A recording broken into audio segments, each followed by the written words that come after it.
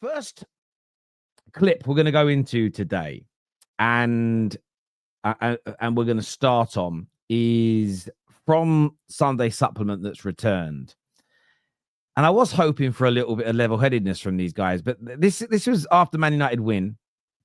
Let's take a little listen. Desperation is there when the goalkeeper makes his debut, does very, very well, keeps a clean sheet, and the chanting that he's the new Peter Schmeichel. Yeah. I mean, it's his first game. It was tongue-in-cheek. It was a bit of fun, wasn't it? Well, I know, but I think it does show that they're just so desperate to hang on to some bit of hope, some positivity. Yeah, and I know it was obviously tongue-in-cheek, but this almost kind of shows where they're at the moment. That just something like that, a goalkeeper who doesn't sort of throw one in, basically is something to celebrate. But of course it's, I mean, come on. I mean, that's not the Sunday Supplement. Like, he's wearing a shacket with a white T-shirt. He's probably got white bloody trainers on. That's not the Sunday Supplement. Like, that is the Wish version. Sunday Supplement was sat around a table with croissants, coffee, a nice shirt on, papers. That's a load of shit for a start. So they've riled me already. Secondly, why would you? That's like saying I've been married to a frigid person who hasn't put out for 2 years, and now I'm in a relationship and she'll let me do anything. I mean, she's willing, and it's sort of like, of course you're going to celebrate it. You're going to be down the pub with your mates going, I tell you what, I've never had it so good. She does things I didn't think were possible. It's great. And for the last 2 years, I've had nothing. Why would you not? Why are we wrong to celebrate having a goalkeeper that gives us confidence, stability over 2 years of literally somebody you felt like you might throw it? I mean, did anybody watch the Grimsby game? We're not in the Carabao Cup because of Onana. Like, Pratt man flying through the air to punch the ball two-fisted and misses it. He was crap, and Binder wasn't much better. And Lamens has had one good game, and yeah. I've not heard one United player say one United fan says the next Schmeichel, the next De Gea, or anything like that. What everybody said wasn't it nice? And we all felt the feeling. Wasn't it nice to have a goalkeeper where you weren't worried, where you just felt like there was an aura, like he did the basics really, really well. He gave confidence to his defense, and you didn't panic. That wasn't a dream. That was like that for 90 minutes. Of course, it was Sunderland, but if we just sat there, what do they want us to do? Oh, well, he played well, but you know what? Everything's miserable. Everything's rubbish. How long before he makes a mistake? If just another flop, you know what? You're damned if you do and you're damned if you don't. No, I agree completely. And Joe, I've noticed about the pundits on television is the female pundits, and I don't know who this lady is. Maybe if I heard her name, I'd go, oh yeah, I get. But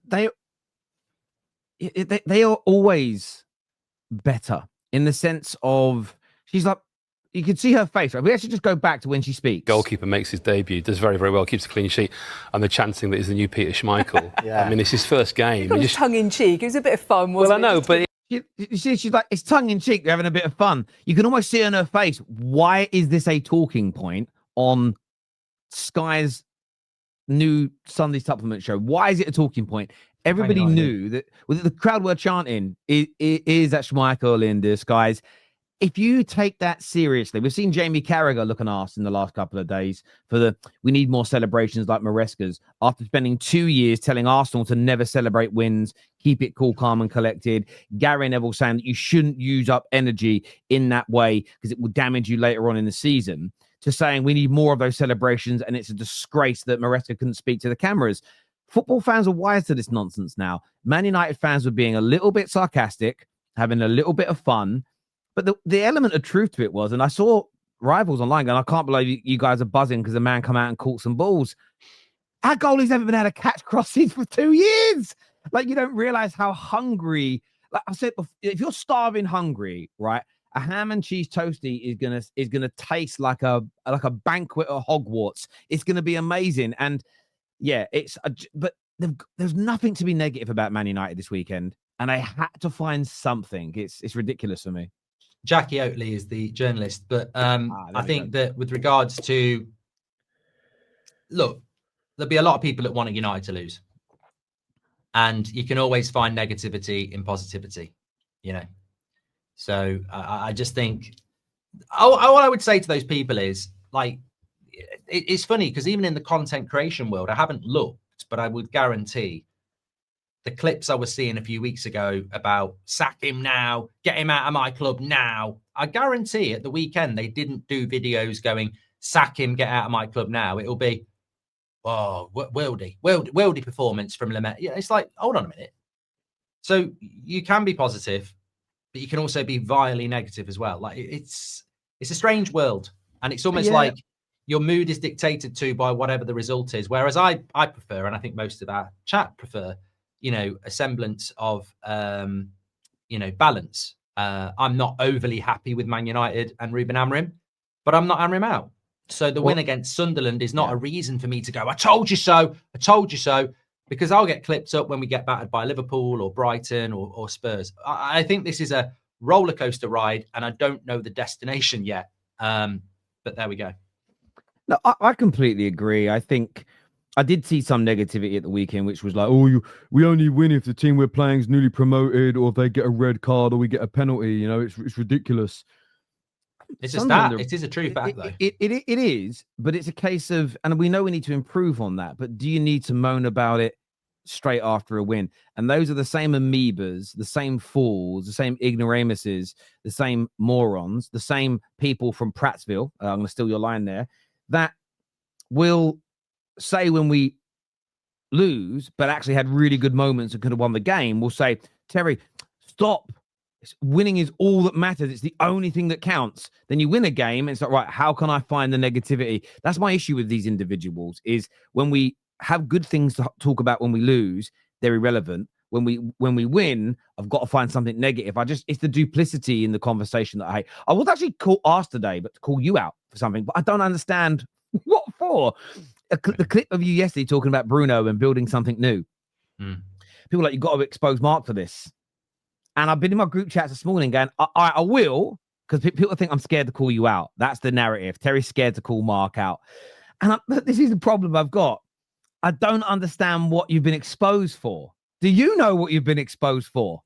Other than your sexual situation? other than I'm all right there. You're right there. I don't know, because I'm a massive fan of, look, we did a really good show on the United Stand last night. Check it out if you haven't seen it. It was a big Bruno debate. I'd wanted to do it in the international break. And we've got one tonight about what the plan is with Ineos, because I'm sort of confused. So we're going to do an hour on that as well. But basically, I started the show by saying, Bruno Fernandes has been a great servant to the club. If he's playing as a number 10, I don't really have a problem. And he's arguably our best player. But it's time to move on, because 90 million is a lot of money. I don't think he's a very good captain anymore. I don't think he wants to be here anymore. I don't think he suits the system. And also, we're meant to be building something new. And how can you build something new with those four things I've just said there? So that's sort of where I am with Bruno. But some people don't understand what I call the amber argument. They want the green or the red. They can't deal with in between. And it was a really good show, because it was actually, nobody was saying, get out of my club, Bruno, you shit. Most of it was like, I like Bruno. He's a sacrificial lamb, And so I don't know what I'm getting called out for, but bring it on. I'm always happy to answer it. Yeah, let me know. Obviously, if you're watching and you're in my group chats and you were putting it in there, I genuinely, I was speaking to KJ this morning. I went, I don't quite get it. My assumption was that you were talking about Bruno, especially playing in the 6 and or the deeper role, the 8, 6, whatever we want to call it. And I'm like, well, I know Mark's been calling that out all year. But I didn't quite get it. I'm getting a message here saying it's because you've got to call him an agenda fan. But everybody has. Do you know what? Lou, one of our moderators, said this to me the other day, and maybe this is a good time to bring it up. We need a new word for agenda. And I'll tell you why we need a new word for agenda, and Lou's right. Because it has really negative connotations. I don't have an agenda. Oh, but we all do. For instance, I have an agenda against the PGMOL. And I won't stop pushing that agenda, which is they're awful, they're incompetent, and they hurt the game.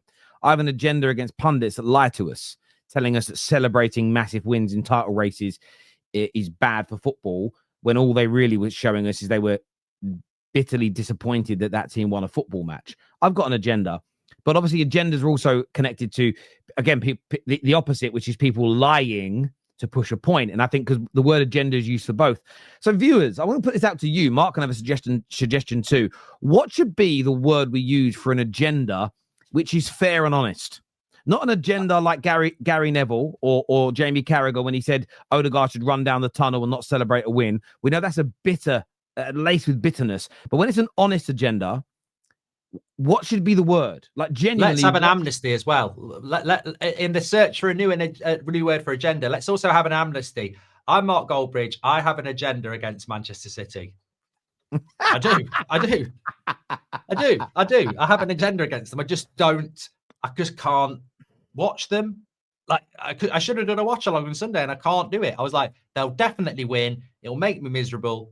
I can watch Liverpool, I can watch Arsenal, and they are bigger rivals in a sense. But Man City, there's just something about them. Even when I try, look, Erling Haaland's world class. Pep's a brilliant manager. Rodri's world class. Phil Foden's great when he's at it. But I have an agenda against them. It's a safe space, says Lou, and it is. But look, I think agenda is not a terrible word because it used to be you're such a hater, and that word used to really wind me up. Someone said if you have anything constructive to say about someone, oh, you're just a hater, and it's like, you hate Rashford. I bloody well don't. He was one of my favourite players. I think he's fell off. I think he's wasted his talent. That's not being a hater. Well, as Lou said here, like an opinion does not equal an agenda, and people need to unbunch their knickers. And I do think there's a difference in this. And where I look at an agenda would be this: for instance, if you want Amorim out, but you get angry at somebody for pointing out a fact that we've created a lot of good chances to score and the players have missed. If you don't want that discussed because you just want to push for Amorim to be out, then I look at that as someone who's got a bitter agenda. And maybe we've just got to add the word bitter before we say it. Maybe it's a word added to the word agenda. For instance, my agenda with the PGMOL, I don't think people look at it as me being bitter or twisted. It's, hang on, we've got a real problem here in the game, and we should have an opinion about it. And there should be an agenda or a motive to improve that. So I think that's for me where I typically use it, is when I see people that don't have. So people call me out about, do you not challenge Mark enough? That's because Mark listens to what I say. I get annoyed at people that ignore my points and then argue with me. And I'm like, well, you wouldn't be making that argument if you just listened to the point that I made. So I get frustrated at them because it's about them pushing their worldview and listening to respond as opposed to listening to understand. And I think too much of that goes on as well. But let us know in the chat, and we might run a poll on it. Let us know some words and we'll run a poll. This year says it's common sense. Bruno is horrible in midfield. Amorim won't play him at 10. Selling him and reinvesting the money on midfielders is a total no-brainer. I think everybody agrees. With that. We need more. We absolutely need more. Agenda can be positive. Hidden agenda is negative. Yeah, I think you. He's gone. I've got an agenda against Terry, and I've got rid of him. It's been a long, long time coming, and I'm taking over the football terrace. You can't have a conversation if one person is not willing to listen, says Lee Berman. And also, he's going to be back now anyway. There we go. Sorry about that. I'm not even sure what happened. My stuff went weird on me, but we're back now. What I do have to do though is re-upload the videos that I now can play, because they chuck them off StreamYard if you get kicked out. But there we go. Sorry, you were saying something there, Mark. Sorry, when I came back. Just having a quick chat with the chat. What's the next clip?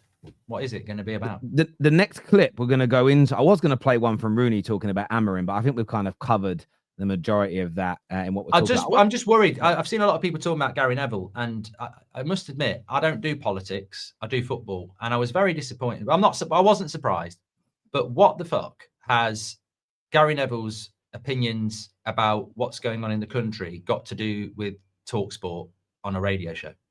You can see that yesterday, where Jim White and Simon Jordan were talking about it. And I thought, you know what? I worked for this organisation. It doesn't surprise me. There's strong opinion on it. I'm not going to have an opinion on it, because I thought what Gary Neville said about Man United's players not being weak. I'll talk about that. What was said about everything else, I'm not interested.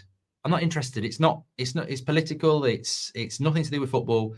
And there's a lot of people who've had an opinion on it. I don't get why that was on TalkSport yesterday, other than that station doing exactly what it always does. It sees an angle to go after somebody that they don't like and, sticks the knife in. And I thought, you're meant to be TalkSport. What are you doing? And that's not me defending the opinion of what was said or by anybody. I just thought, you're meant to be a bloody sports radio station. why are you going after somebody about what they've said that's nothing to do with sport? Yeah, listen, I understand that. I'm filling time there while you're loading stuff up. No, I hear you on that. And look, I listen, I don't do politics online. You know, I'll talk to friends and family privately. It's just not something I do. Most of the time it's because I don't feel educated enough on certain subjects. And you see that a lot because I see a lot of, we all see it on our timelines of people giving political opinions or an opinion on a war or a circumstance.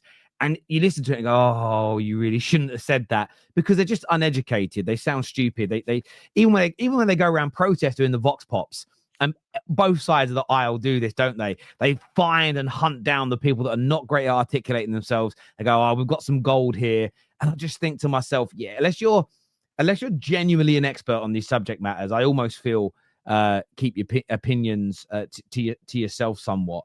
But yeah, I only use social media for the sport stuff. And I did think it was weird for that to be on TalkSport. It wasn't like it was an incident. If it's an incident that happens at a game, or I got when Gary Neville was condemning Qatar and then took money to go and work there, I understand why that's being discussed because it is connected to the sport. But yeah, I did think it was a little strange that came up on there as well. It really, really was.